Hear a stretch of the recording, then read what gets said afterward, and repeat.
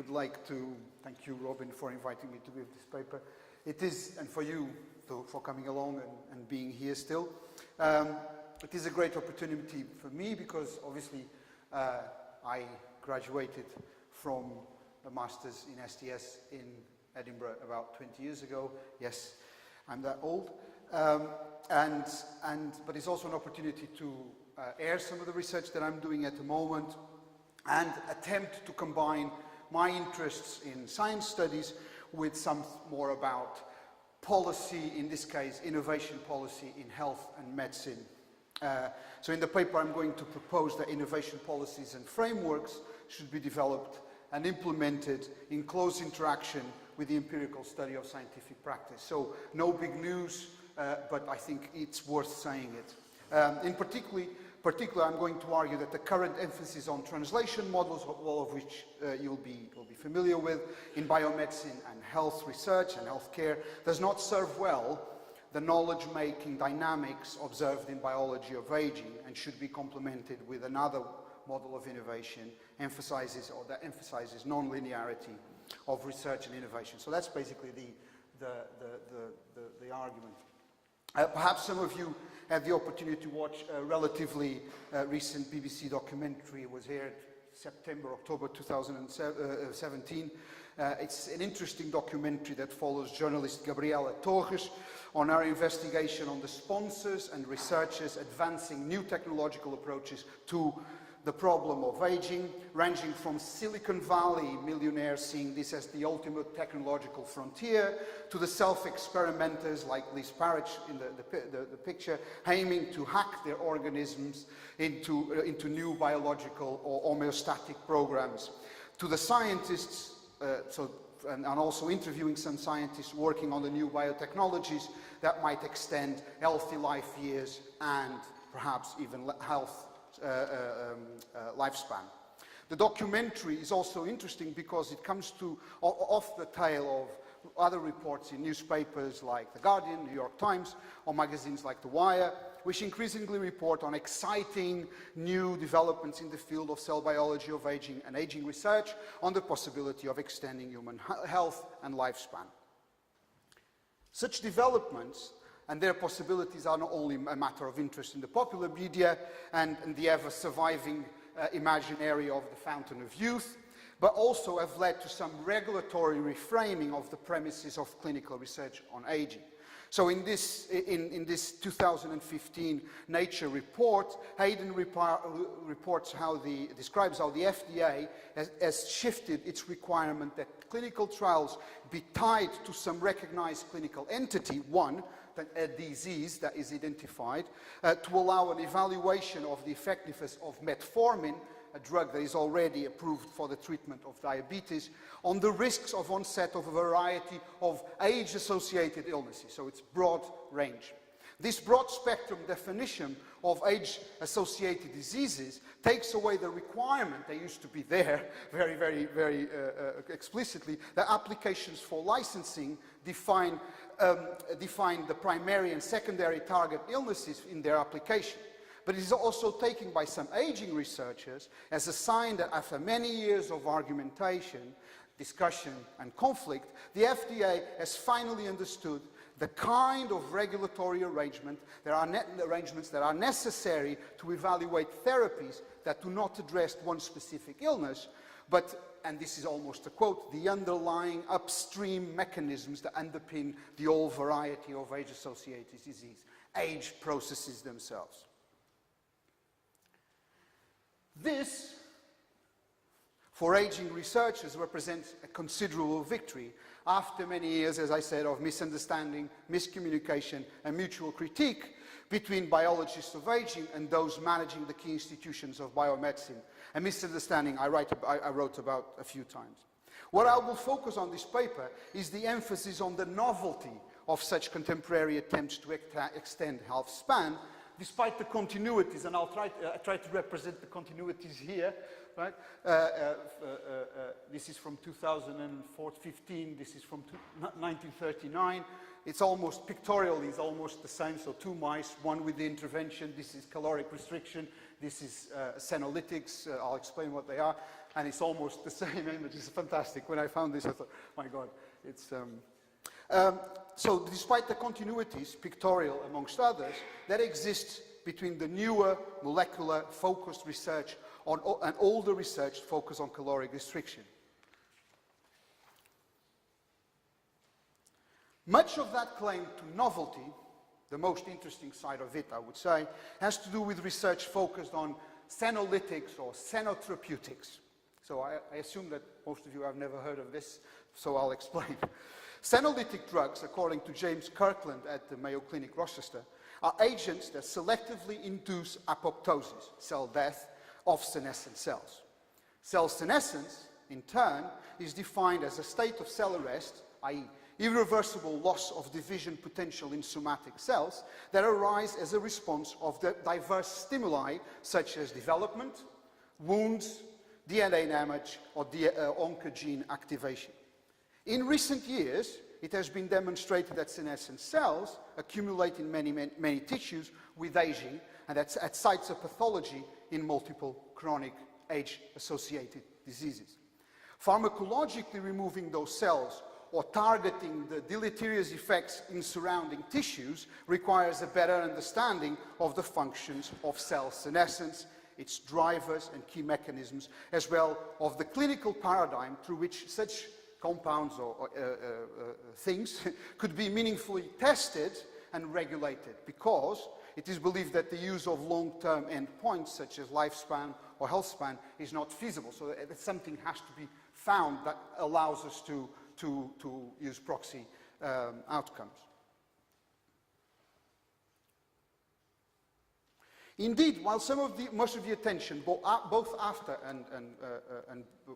and before senolytics, has been on the development of biomarkers of aging, those surrogate endpoints, that could substitute mortality as a measure in clinical trials, there is, I think, a deeper and more significant challenge for aging research in addressing current frameworks of biomedical innovation. So there's a lot of discussion about models of translation, what they do, and I think that the approach that I'm trying to take here is that they do something in the lab, in the sense that the people that I'm studying do interact with them in a variety of forms, both cognitively but also politically, and try to sometimes not only write grants that satisfy the requirements of these standard ways of seeing innovation, but also to try to communicate and organize their work and their presentation of their results in a way that fits this. So I think they're having effects on the way people do work in cell biology of aging, in this case. Because those are the ones that allow them to keep collaborations going and get, tissues from clinics and get collaborations with other people that might be interested in other things. If they don't align themselves with these models, they are seen to be outside of the standard model of biomedicine translation, which is a big risk for them. So these are often portrayed in the form of a pipeline guiding techniques and applications across the laboratory towards clinical practice or the market for patient benefit. You know this. Another current image, as in the NIH framework, is that of a roadmap marking specific pathways back and forth between forms of research and clinical practice. One common feature of these models is the emphasis on the direction of knowledge making and technological development from bench to bedside, from lab to clinical market. As in the NIH roadmap, these models depict the journey of molecules, techniques, and applications as one that is not without setbacks, revisions, or even failure, making it the more important that potential technologies are not diverted from the path of translation. So if we are to maximize return, the benefit of investment in research, etc. How well does cell biology of aging fit into this innovation paradigm? What can we learn from biology of aging that will help us rethink and revise the translation model? With these questions in mind, the study that I've been doing for the past 3 years combines these two things. One is to understand through ethnographic fieldwork the knowledge practices of cell biologists of aging, And I will be arguing that cell biology of aging is a composite of two distinct epistemic and material cultures, two different sets of instruments, objects, skills, techniques, and forms of objectivity.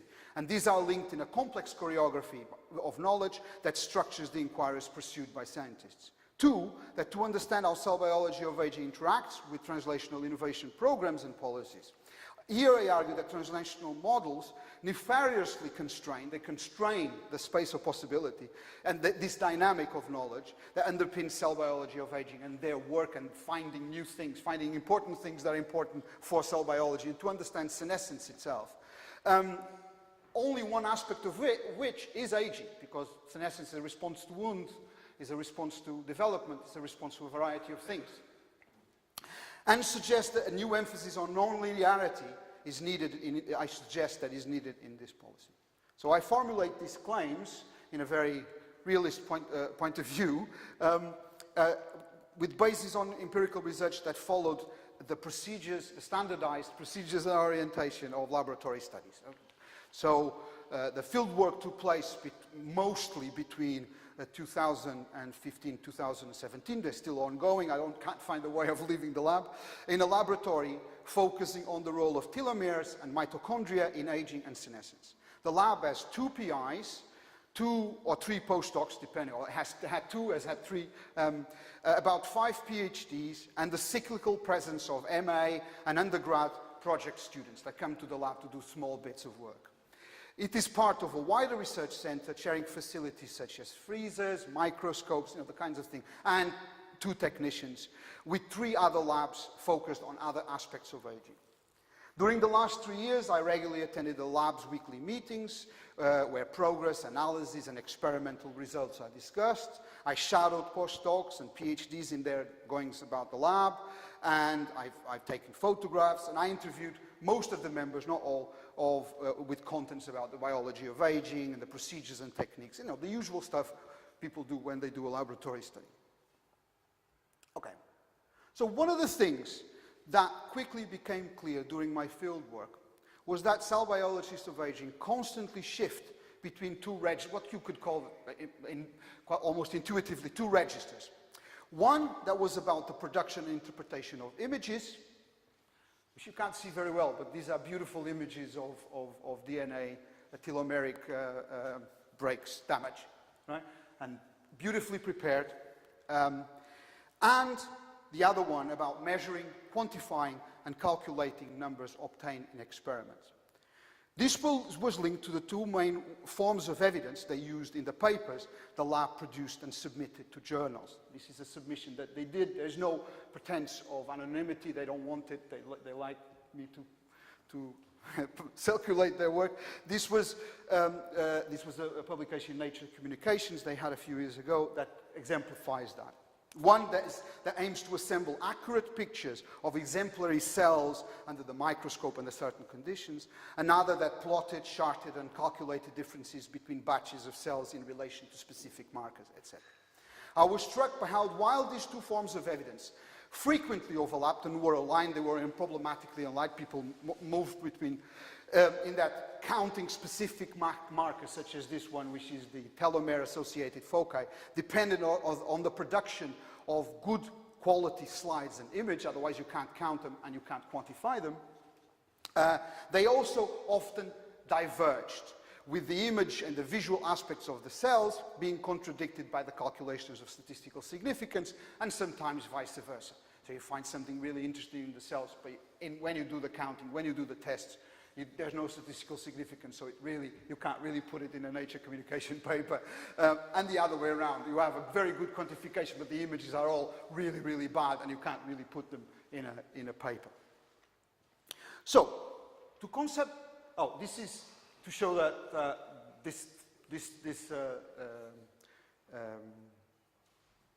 two registers are there since the beginning of cell biology of aging in the classic paper that is the foundation of the field.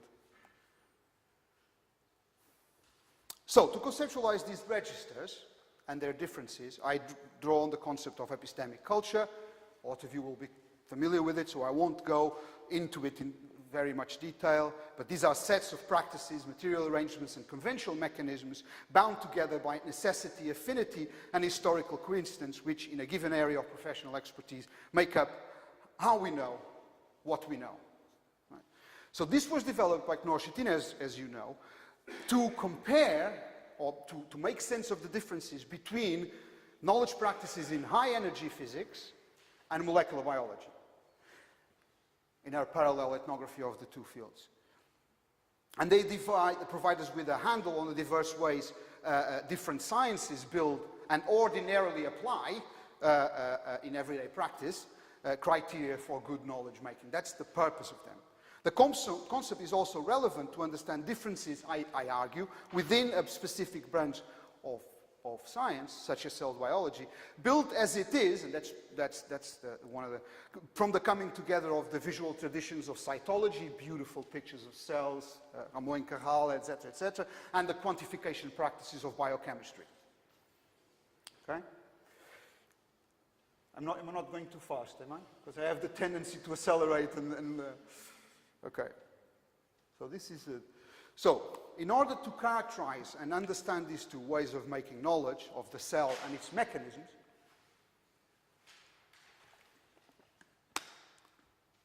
this table identifies key components of knowledge-making practices from the everyday techniques used to the specific formats on which the evidence is deployed, to kinds of processes they rely upon to achieve objectivity. So, for example, while cell biology's visual culture relies on the visual identification of particular structures of the cell to make sense of mechanisms that might have produced specific features of a cell or a group of cells, the quantification would draw on a numerical or probabilistic form of reasoning to make the same judgment. Right? So it's a different way of making sense of it. This means that while the latter relies on what Ted Porter called mechanical objectivity, to be able to judge the accuracy and objectivity, the accuracy of a particular image, and to be able to judge the objectivity of that claim within the visual culture, so to speak, you have to be able to know how and what to see. And that's very clear. You know, with my training in quantitative methods, I could read all of their quantifications, but they would say, can you see this in the microscope? And I was like, what are you talking about? I don't know what you're talking about. So what kinds of things? You had to have a variety of forms of expertise that are not very easily acquired. Likewise, while within the culture of numbers, one judges the value of a quantification by whether or not it is statistical significance, normally visually represented by the asterisk, right? Or whether being statistical significance, this is very important discussion, whether that is the actual, or if you can see a trend and that is relevant for the results, is a meaningful measure to use. The skill in judging the quality of a picture lies in deciding whether it is an accurate or an exaggerated artificial depiction of a cell structure, right? So a lot of their judgment, critical judgment on other people's papers is that the cells that they represent are not exemplary. They're like the best cells, the ones that show the exaggerated features that they're trying to do. So the next question then is, how does this cell as a machine relate to the cell as a set of interrelated variables? To answer this question requires understanding, I think, experimental systems as situations where the relationship between what is known and what is not known is negotiated.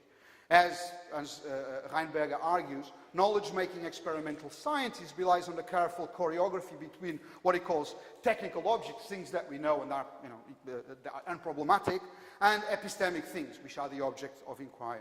One can conceptualize this in a less clear-cut way, as a matter of degree, as a different distributions of uncertainty within experimental systems across epistemic cultures. This is where I normally get into trouble to explain. Right. So, a formalization, that's why I have it in text, a formalization of this relationship results in a typology that explains how the focus of cell biologists' work is structured. That's how they decide what they're trying to do. So, starting at the bottom left, a mechanisms paper, which is, that when they're trying to work on a mechanisms paper, and then when they decide that what they have will only fit in a mechanisms paper, describes a situation where markers, forms of measurement, and protocols for preparation and quantification are known, and the focus of investigation is on modeling and setting experiments to test new causal pathways. It's, you know, it's important work in biology, finding the mechanism that... An example of this is in the lab was how they planned and tinkered with for a few weeks on how to model the bystander effect, a biological response in a cell resulting from an event in an adjacent or nearby cell, and set up a physiological accurate model of cellular structure of the skin in this case. So how to model this particular structure. Moving across to the top right, we have a situation where the causal mechanisms are established and known and are experimentally reproducible, and the focus of investigation is on developing or improving specific markers of senescence, or on producing what they call a biomarkers paper. A useful example of this was through the thorough work two of the members of the lab led over a few months to trying to develop a method to digitally quantify a specific marker in a few minutes, simplifying a task which would normally take them 5 days to do. Counting these particular markers is mind-numbing work.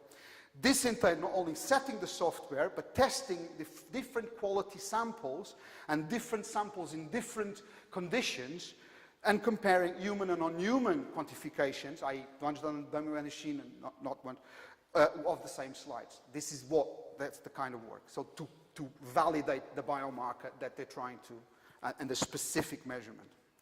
A biomedical paper refers to a situation where both mechanisms and markers are relatively established, and the focus of the investigation is on exploring the clinical relevance of findings, usually in vivo models. In the lab, much of this work entailed creating equivalencies between markers of senescence found in samples of patients in age-associated illnesses and samples of tissues of knockout animal models, and comparing those with an intervention such as a senolytic with those without. So it's that kind of work that they don't do proper clinical trials. But they're trying to create equivalencies between their models and how they appear, how patients with particular illnesses, age-associated illnesses, look similar to their models in the lab. Finally, on the top left, we have what we could be labeled routine troubles, because it refers to the frequently occurring, sometimes it seems that that's all they do, situations where known markers or the identification or recognized null features are challenged by experiment. The focus of the investigation is on finding whether was the measurement that was flawed, or the instrument not well calibrated, or the protocol not flawed, or the hypothesis incorrect, and etc., etc. It's the usual kind of thing. So what I found, I must make clear that this is basically a ideal typology, right? So it's a kind of I'm trying to theorize these ideal situations. What I found was that the ability to navigate between these situations was fundamental to knowledge making in cell biology of aging. I apologize for the quality of the picture, which contrasts with the quality of the pictures my participants produce. This is just bad PowerPoint skills. What can I do?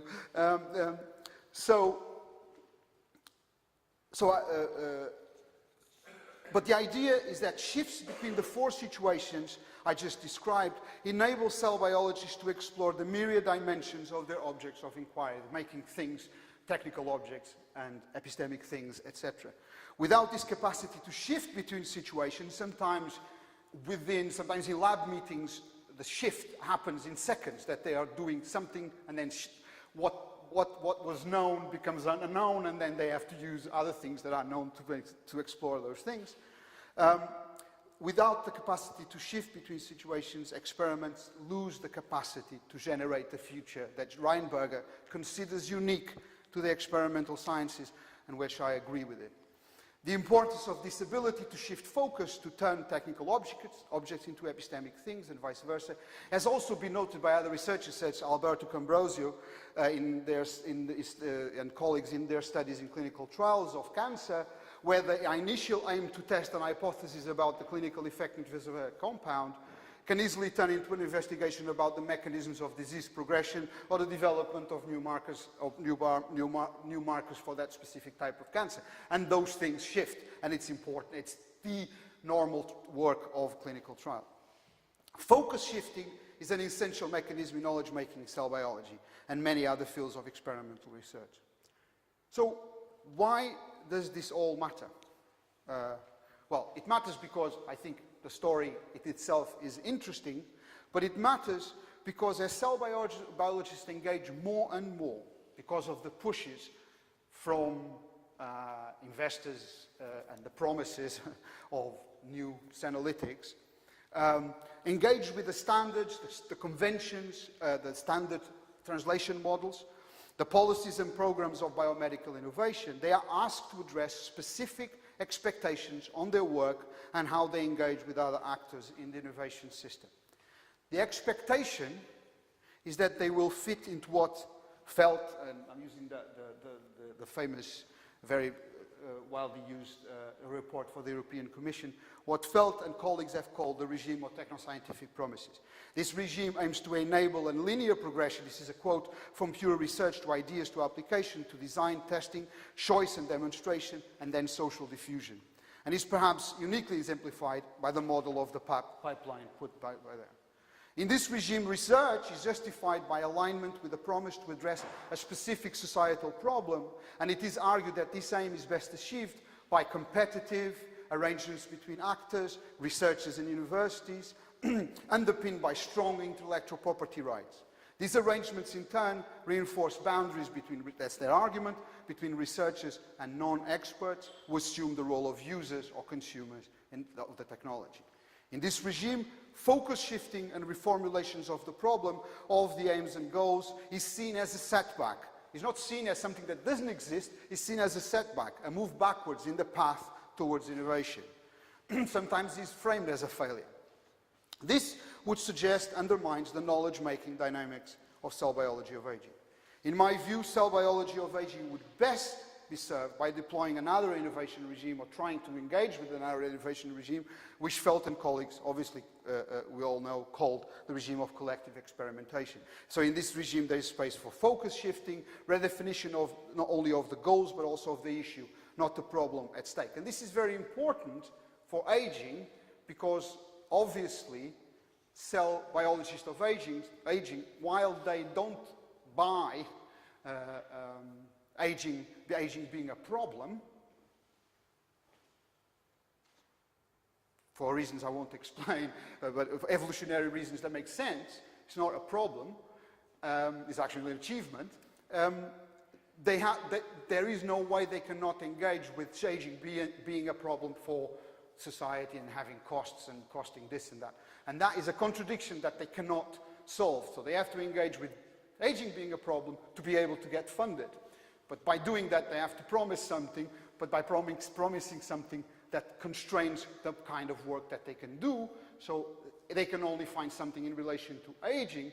So if they find something, as they found in the lab, something that is in relation to wound healing, much more important in relation to cardiac rest, they don't have a ways to make that useful. So, to conclude, the current engagement of cell biologists with innovation regimes might be constraining their knowledge-making practices, what they can do, their engine of knowledge-making. But the problem is, as I said, re-engaging or trying to shift focus to something different has the danger of them losing the capacity to raise funds and fund laboratories and have equipment and have reagents and have all the stuff that they need to do the work, right? Thank you very much.